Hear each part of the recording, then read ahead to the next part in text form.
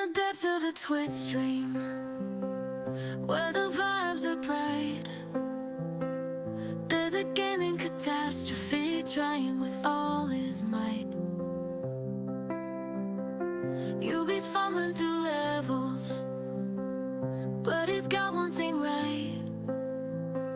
Chat's there to lift him up through every pixelated fight. Ruby's cursing at the game, hands trembling on his keys. But chat's filling up his screen with love and good vibes that please. Through the lag and glitches, they're his greatest expertise. Yubi knows he's got it all when chat is there to appease. Yubi feels the love from chat, a streamer shining star. Through every fail and epic fall, they never drift too far. With every emote and PogChamp, they heal his broken heart. Yubi X chat forever till the game tears them apart.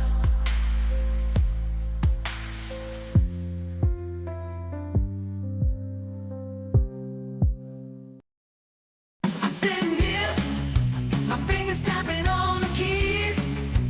Got my hairspray and my leather-studded jeans. Rock and roll.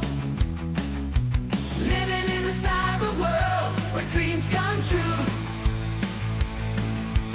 Waiting for UV stream to start. It's gonna be so cool. The chat was buzzing, the excitement's in the air. Everyone's jamming to the rocket beats we share. Come on. Guitars wailing, drums crashing loud and clear. Loud and clear. UV stream is the place where we all belong, my dear. Rocking in the chat room, let the music play. UV's Twitch stream gonna brighten up our day. Brighten up our day. We're a family united, bringing joy and cheer. Joy and cheer. Rocking in the chat room, feel the love right here.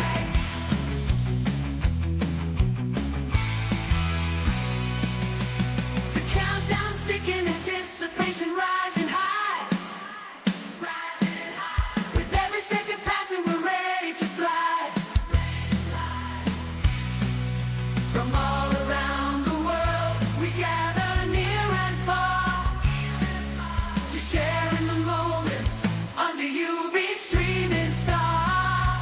Rocking in the chat room, let the music play. UV's Twitch stream gonna brighten up our day. Brighten up our day. We're a family united, bringing joy and cheer. Joy and cheer. Rocking in the chat room, feel the love right here.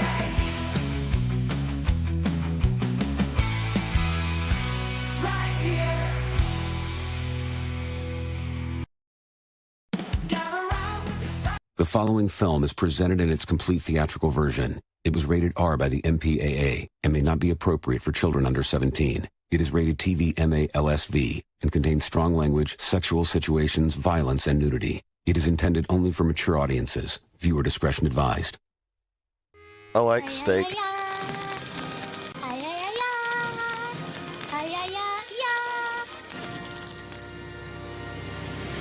Oh, loose things are tight. No, they're not, right? Of course they're not. What the hell am I saying?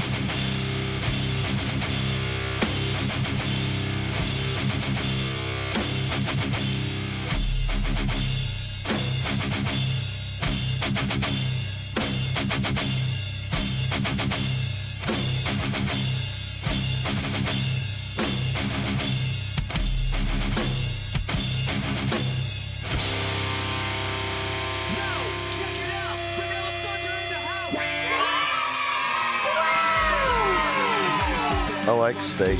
Bars flowing from its head, got hair flowing and long. UB's dropping jokes and songs like bombs. He's tired, kinda like milk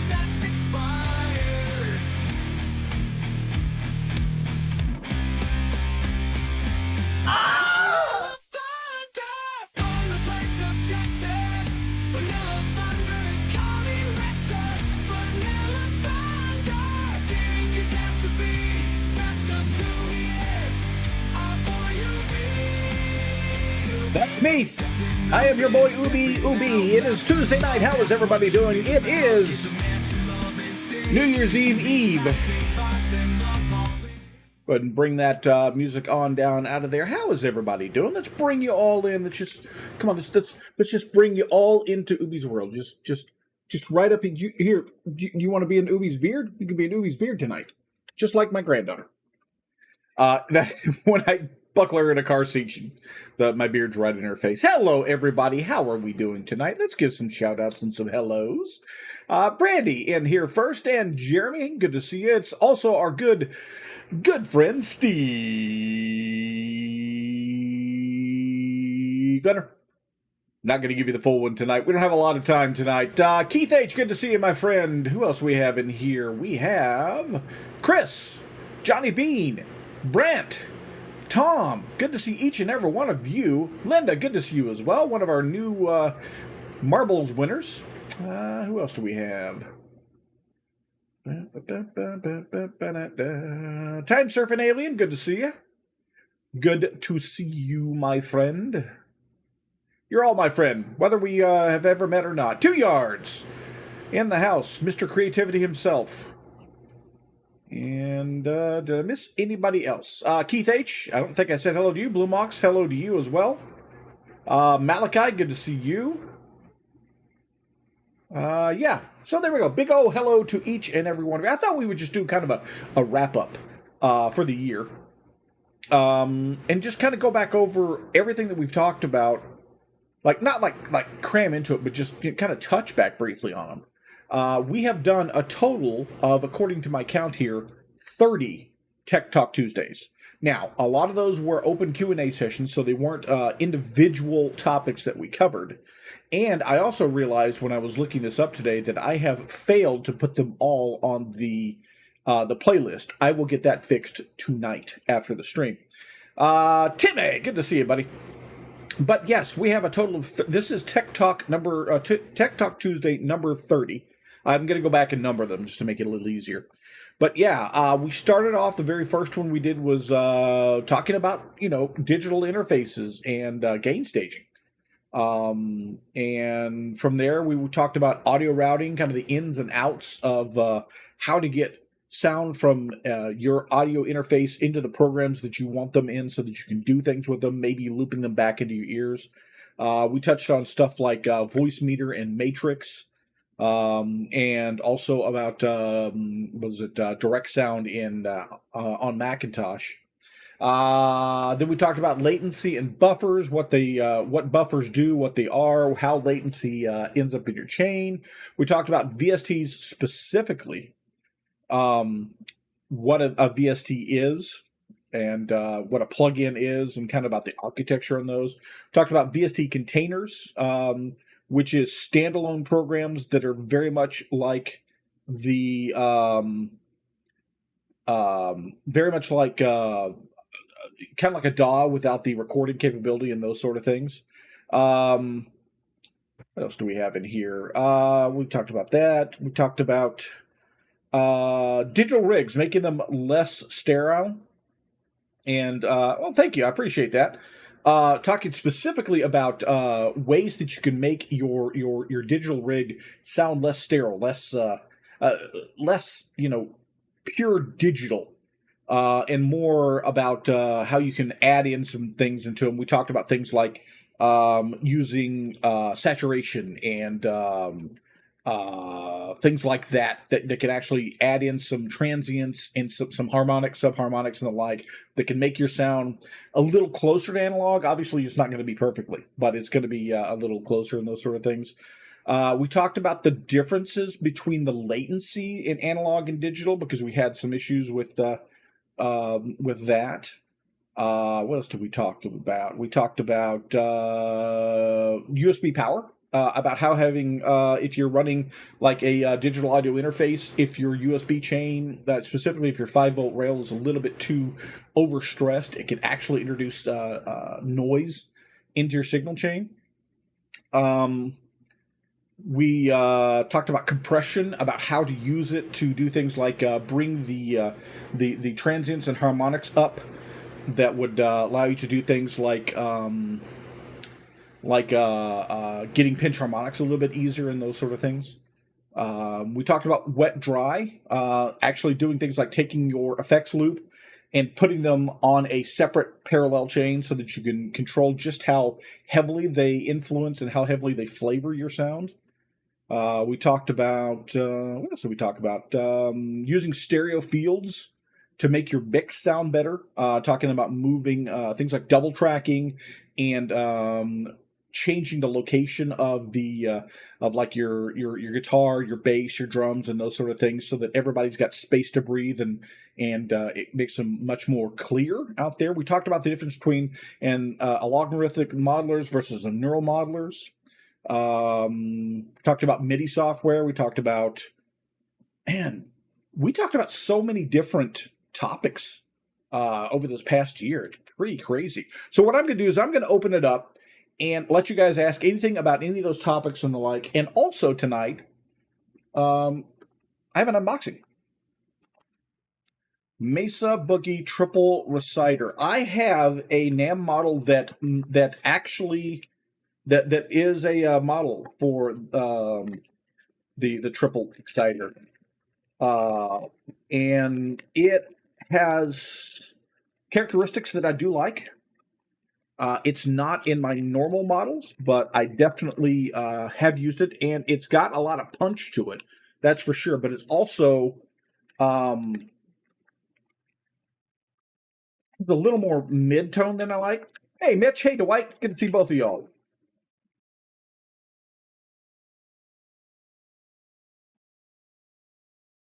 Opened up here. I already know what this is, but we'll open it up and see what it is tonight.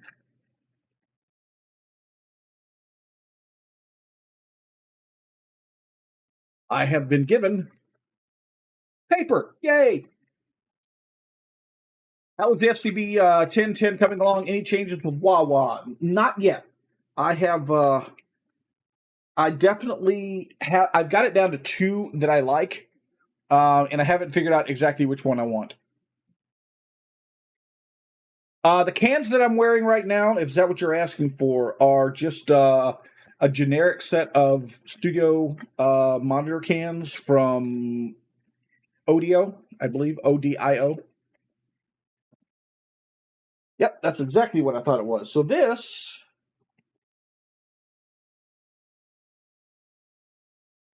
nice, very nice.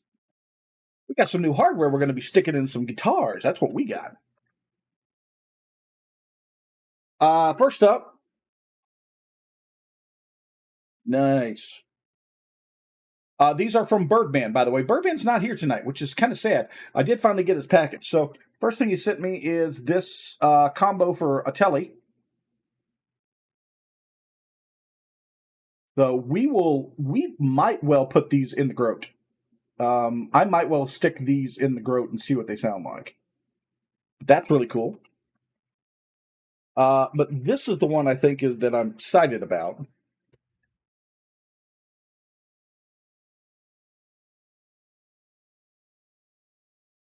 And hey, Guitar Bob, good to see you. If anybody else comes in and I miss you, I apologize. Kind of trying to unbox this on stream. Yep.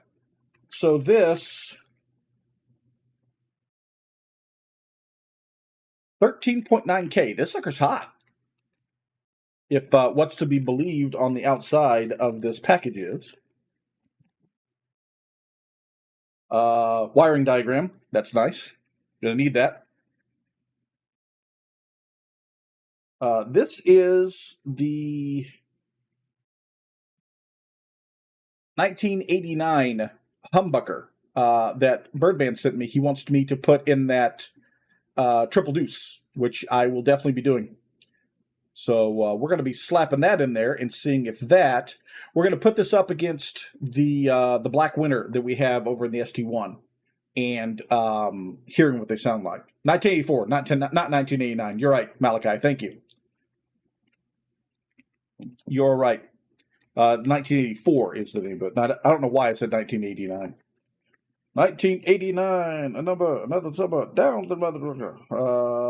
Yeah, from Guitar Madness. So that's exactly what I thought it was. So yes, we're going to be sticking that. We're going to be, when I finally do the work on the triple deuce, we will put this in there at the same time. So that needs, I need to adjust the truss rod. We desperately need to clean the frets on it.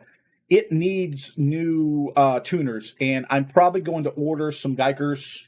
I need 3x3s. I don't have any 3x3s here. I've got plenty of straight rows, but I don't have any 3x3s for that, and it desperately needs some new ones. It's got those old traditional, the square tuners, so I'll see if I can find some that will match that form, so I don't have to worry about having it open.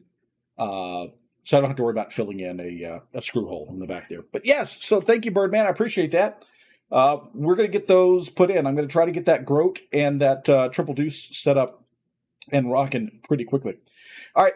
Anybody else? Any other questions? Oh no, you were asking about the you asked about the FCB 1010. So it is working great. I'm telling you, man. The fact that I can now control the rig that I've got set up foot stomp wise is night and day difference. So I don't have to constantly be reaching over to hit this to change my guitar tone, which is next to impossible. So RF interference, how it affects the signal. So yeah, so RF interference is radio interference. So every cable that you have, period, any cable at all, this cable is copper, and it's an antenna. This literally works the same as an antenna. You could cut the ends off this, screw them into an antenna port on like a radio, and you'll pick up a better signal. So every one of these are capable of picking up radio frequencies, and so unless it's shielded, it will actually introduce additional current into your cable, which is what causes RF noise and RF interference. So does that make sense? The way that gets fixed is grounding the cable, introducing better shielding. The thicker the cable it is, the better the cable will be for shielding, that sort of thing.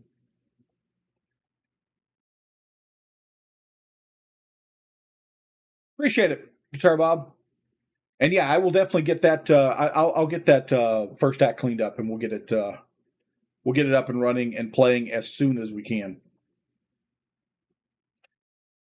Yeah, it could be two things, Keith. It could be the cable going to those monitor speakers that you have where you've got that noise problem.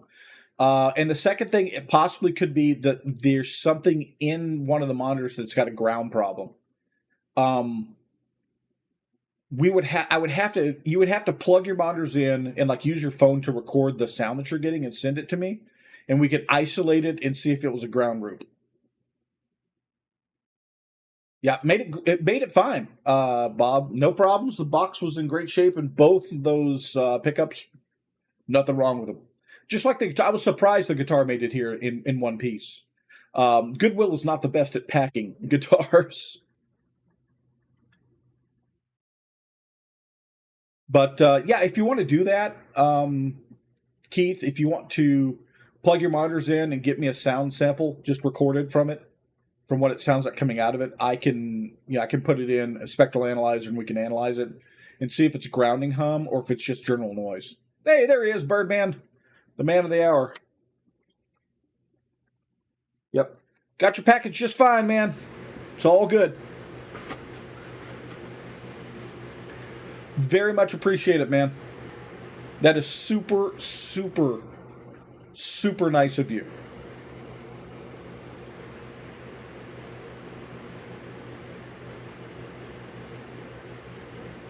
Anybody else? Any other questions anybody wants to ask? Perfect time for you to ask. So if you plugged it in now and it's gone, it's possible it could be a couple things. A, it could be a driver. B, it could be, like I said, it could be a grounding issue. Maybe coming from a short, so when you plugged it in this time, whatever connection, when it got moved around and those sort of things, the connection's better. Could be something along those lines. It could be that whatever the source of the RF is not active right now. Like if it's another piece of equipment, like even like your neighbors have or anything like that. Could be anything along those lines. Rich Telly pickup is 9 or something in the kit. Cool. Cool. I probably will drop that in the Groat because the Groat is it's a Telly style. So I'll probably use that in there.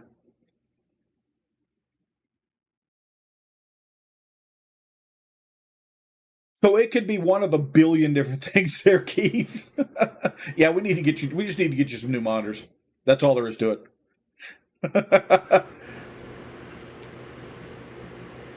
It could just be the spy bug that's inside of it. Your wiretap is showing, so to speak. Yeah, it's possible. If it's if it's up there in the 9K range, yeah, I could probably get some pretty good output, especially for some gain for sure.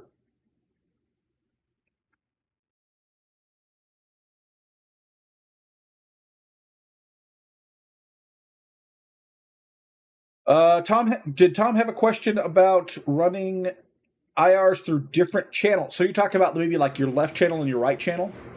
Tom, are you talking about maybe running it off of the same recording? Or are you talking about like doing 2 recordings with 2 different IRs and moving them to different places? Because you could absolutely do both of those, depending on what you're using to run IRs. You could absolutely do like a left and right with a different IR. For example, if I use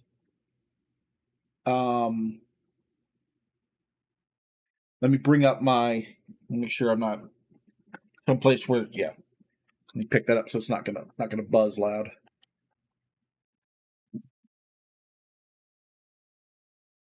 So if I bring up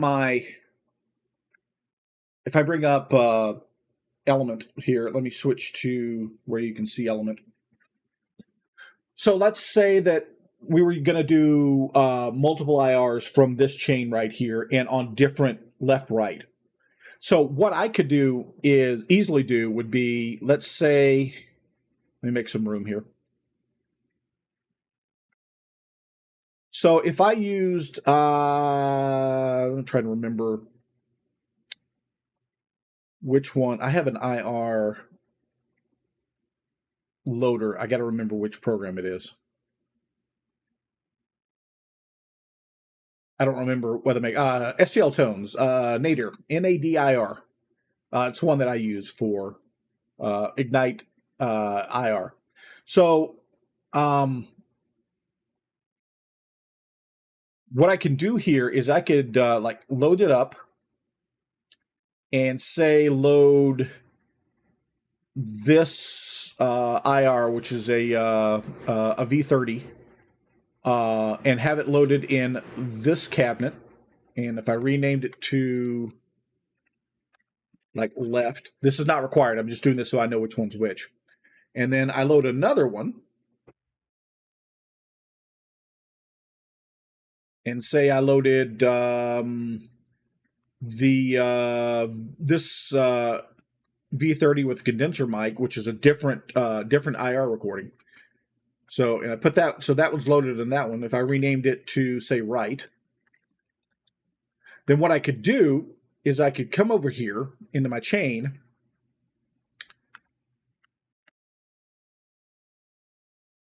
Oops, didn't mean to do that.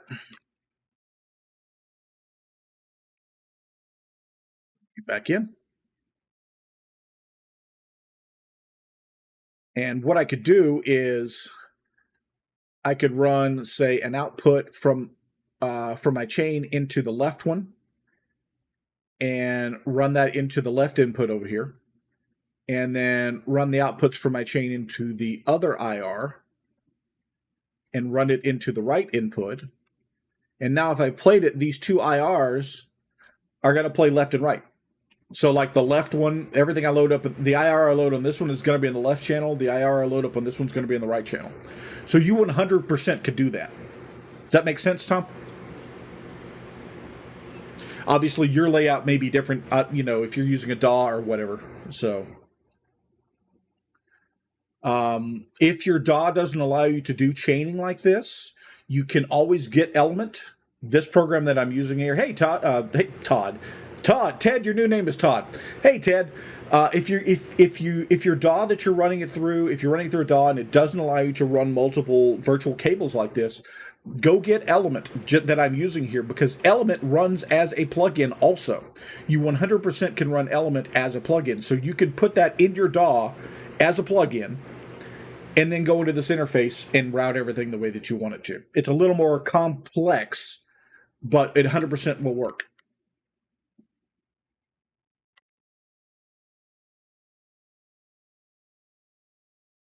So this runs both as a standalone and as a plugin.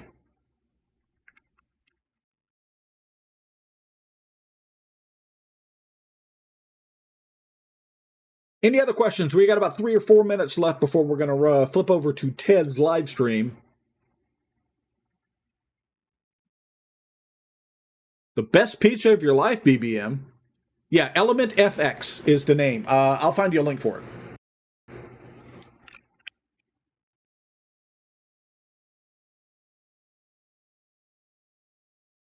Also be careful, because elementfx.com is a bondage club, so you don't want to go there. Cushview is the name of the people who make it. There you go.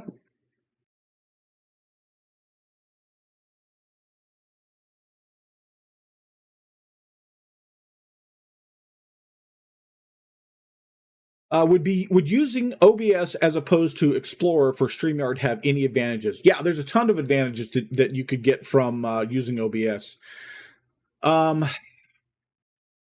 Not all of them are going to be that useful in Stream Elements. Some of them will be, like the way that you run your streams, where you run just a single screen, absolutely, because you would have full control just like I have on my screen here. So you could put all of the different elements that like I have in mine. So you could put because most of these elements you see around here on this side over here are what are called browser elements. So, and you can't do that in StreamYard. So maybe you do. I'm not going to kink shame you. I mean, I will not yuck your yum.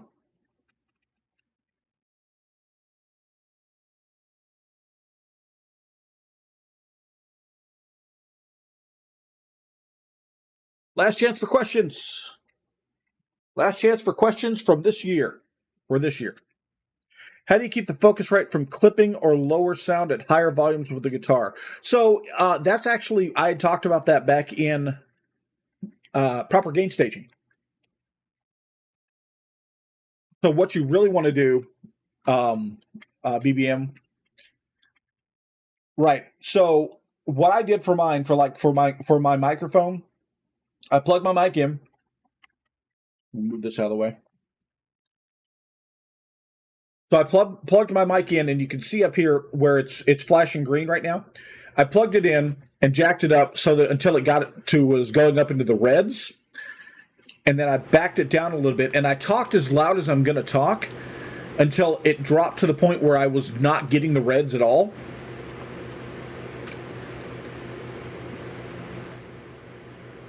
And then what I did there is I backed it off even more until I wasn't getting any extraneous sounds coming from the background.